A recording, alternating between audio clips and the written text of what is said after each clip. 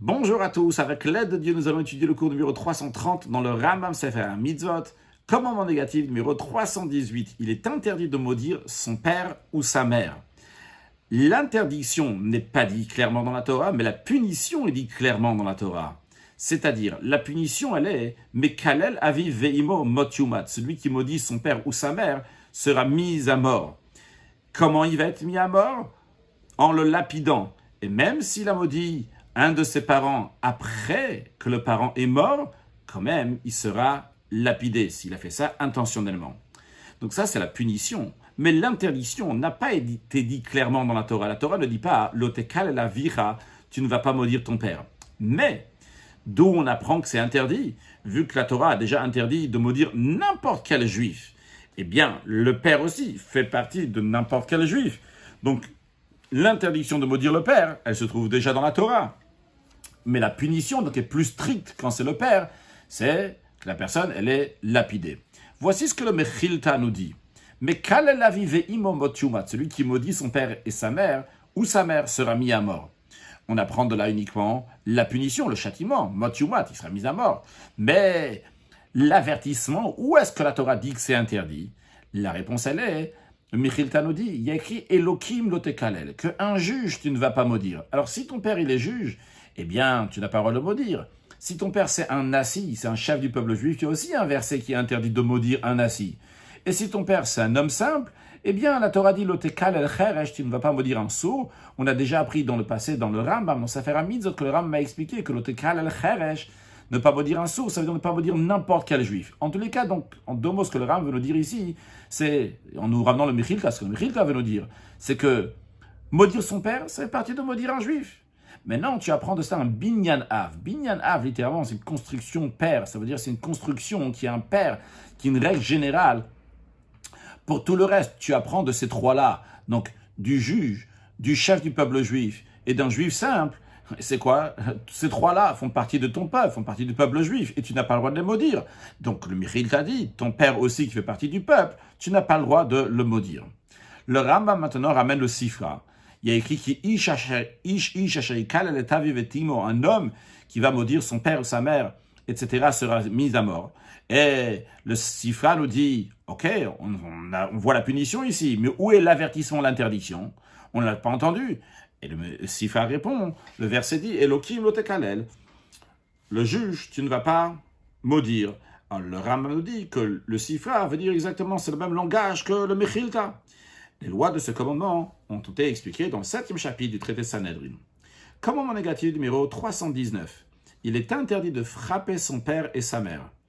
La Torah n'a pas donné l'avertissement pour interdire de frapper son père et sa mère, mais elle a dit seulement la punition. Make aviv ve'imo mot yumat. Celui qui va frapper son père ou sa mère sera mis à mort.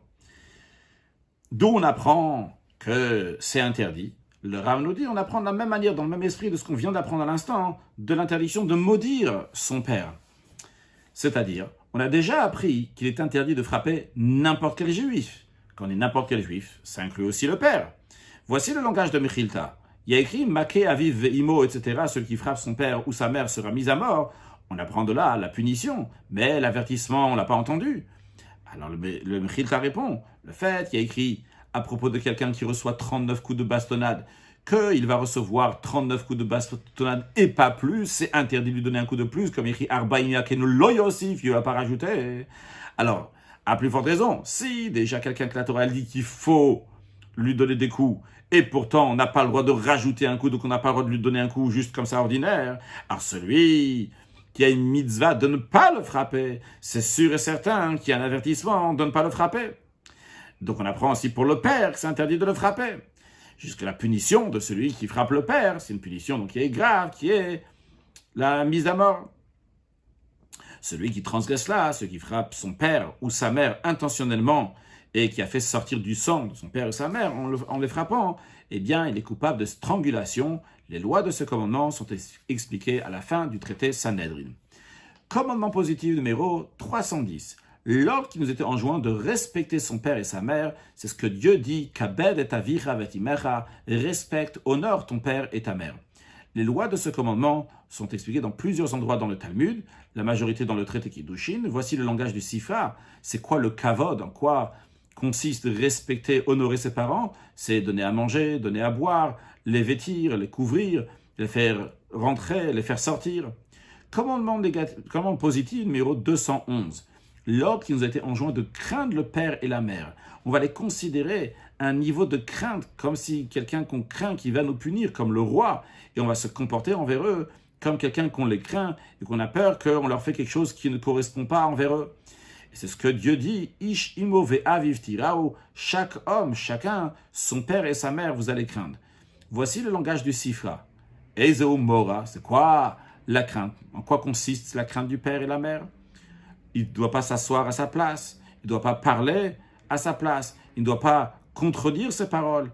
Les lois de ce commandement sont déjà expliquées dans le traité Kiddushin.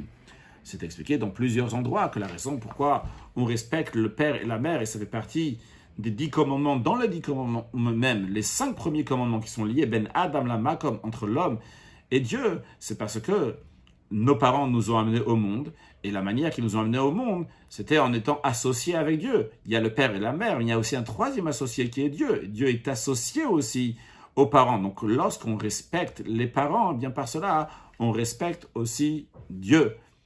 Excellente journée.